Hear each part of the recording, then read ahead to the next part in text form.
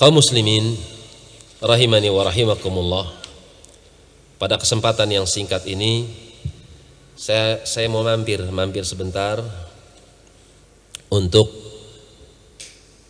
menjelaskan kebatilan di mana sebagian manusia mencoba untuk membuat sesuatu berupa perangkap-perangkap yang sehingga dengan perangkap-perangkap tersebut banyak yang berjatuhan korban-korbannya dari kalangan kaum muslimin, dari kalangan penuntut ilmu.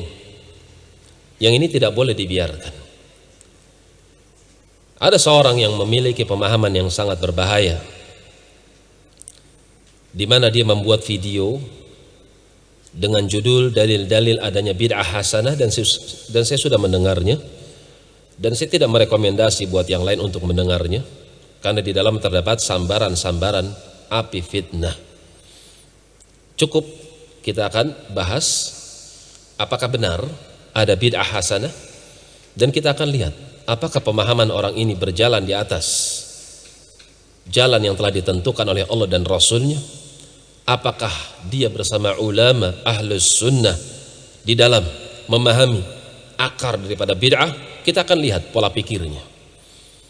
Dia mengatakan di dalam videonya, dalil bid'ah hasanah ada 4, 2 yang baik, 2 ada yang buruk.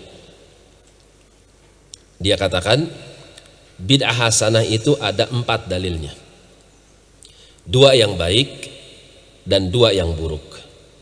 Dalil yang pertama dari Aisyah. Ini saya tulis ucapan dia, ini bukan ucapan saya, tapi ucapan penulis. Dari Aisyah radhiyallahu taala anha, Rasulullah sallallahu alaihi wasallam bersabda, hadis diriwayatkan Bukhari, kata Rasulullah, "Man ahdatha fi amrina hadza ma laysa minhu fahuwa raddun." Terjemahan orang ini, barang siapa yang melakukan perkara bid'ah, lihat ya, barang siapa yang melakukan perkara bid'ah, langsung diterjemahkan bid'ah yang bukan urusan kami ini dalam perkara agama, yang tidak bersandar darinya, laisa minhu, tidak bersandar dari agama, tidak bagian dari agama, fahuwa raddun, maka bid'ah itu tertolak. Ini terjemahan orang tersebut. Sekarang penjelasan dari orang ini, penjelasannya, para jamaah, hadis ini sebenarnya menjelaskan bid'ah itu ada 2. Lihat ya, langsung keluar pemahamannya. Sebenarnya hadis ini menjelaskan bid'ah itu ada 2, namun kita sering tidak memahaminya. Lihat Nabi dengan tegas mengatakan, barang siapa melakukan perkara bid'ah dalam perkara agama yang laisa minhu, ma laisa minhu, artinya yang tidak berdasar darinya. Pemahaman orang ini artinya kalau seorang berbuat bid'ah yang ada dasar dari agama, maka tidak tertolak. Ini yang kurang dipahami. Ini orang kalau dengar sendirian, betul juga kata orang itu, bahaya. Ini yang namanya mafhum. Ini namanya kalimat na'at, istilah na'at. Berhenti ucapan dia sampai situ. Saya simpulkan ucapan dia. Nabi dengan tegas membagi bid'ah menjadi 2, hasanah dan dhalalah. Kan gitu konsekuensinya.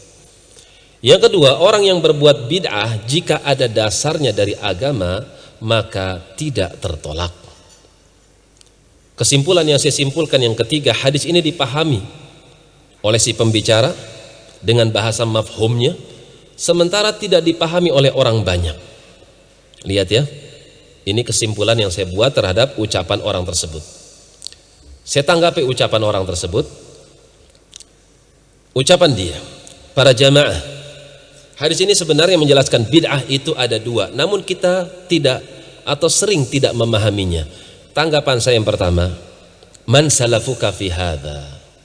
Jika Anda seorang salafi, jika Anda seorang ahlus sunnah, maka datangkan siapa salafmu, siapa para ulama yang mendahuluimu. Ini yang pertama. Poin yang kedua, tanggapan saya yang kedua, kenapa orang ini memiliki pemahaman seperti itu? Alasannya karena dia tidak kembali kepada para ulama. Mungkin dia punya ilmu, bisa baca, punya ilmu nahwu, punya ilmu saraf, dia bisa membaca kitab-kitab para ulama, akan tapi pemahaman yang dia gunakan adalah pemahamannya sendiri. Maka siapa yang berjalan sendirian, maka dia akan sesat sendirian. Kita akan sebutkan di sini ucapan Imam Ibnu Utsaimin rahimahullahu taala. Banyak ucapan para ulama, tapi saya pilih ucapan Ibnu Utsaimin rahimahullahu taala. Kenapa demikian? Karena orang ini menyebutkan nama Ibnu Utsaimin di sebagian videonya untuk melegalkan acara tahlilan. Saya sudah dengar juga videonya. Karena itu kita lihat apakah Ibnu Utsaimin bersama orang ini. Kita lihat ya. Saya lihat ke situs resminya milik Imam Ibnu Utsaimin rahimahullahu taala tentang permasalahan bid'ah.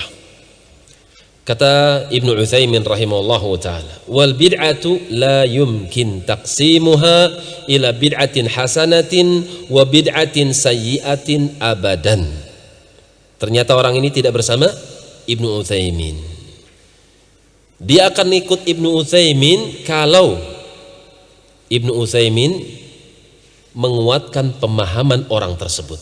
Dan ini berbahaya ketika memilah dan memilih pendapat para ulama sesuai dengan paham yang dia pahami. Dan insya Allah akan ada majelis berikutnya, saya akan tunjukkan bagaimana orang ini mengambil ucapan Ibnu Hajar Al-Haytami, mengambil ucapan Ibnu Hajar Al-Asqalani, mengambil ucapan Al-Mundhiri dalam kitabnya Aulul Ma'bud, Ibnu Hajar Al-Haytami dalam kitabnya Fathul Mubin, Ibnu Hajar Al-Asqalani dalam kitabnya Fathul Bari. Saya sudah cek semua kitab tersebut alhamdulillah, dan ternyata orang ini tidak mengikuti ulama-ulama yang sudah saya sebut nama-namanya tersebut.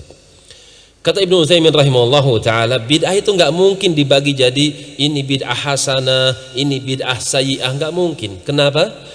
Li'anna Nabiyya sallallahu alaihi wasallam qala kullu bid'atin dhalalatun. Karena Nabi sendiri yang telah menetapkan hukum, beliau katakan setiap bid'ah itu dhalalah.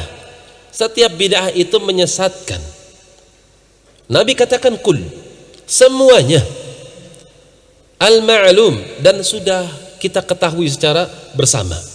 Anna Nabiyya sallallahu alaihi wasallam afsahul khalq. Nabi kita Muhammad sallallahu alaihi wasallam adalah orang yang paling fasih bahasanya. Wa a'lamu bima yuridu fi kalamihi. Orang yang paling mengetahui apa sih yang diinginkan dari ucapannya. Wa la yumkin ayaqula li ummatihi.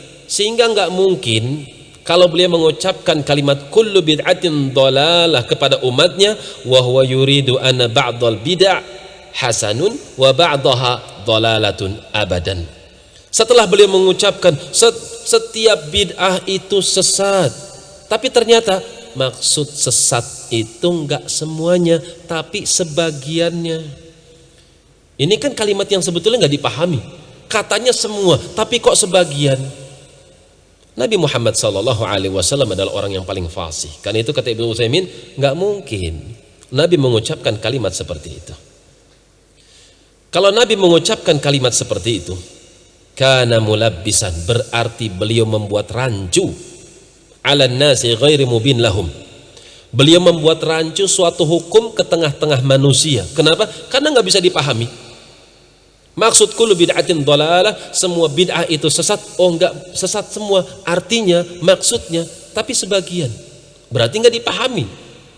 Padahal kalimat kul digunakan oleh mereka orang Arab semuanya, setiap.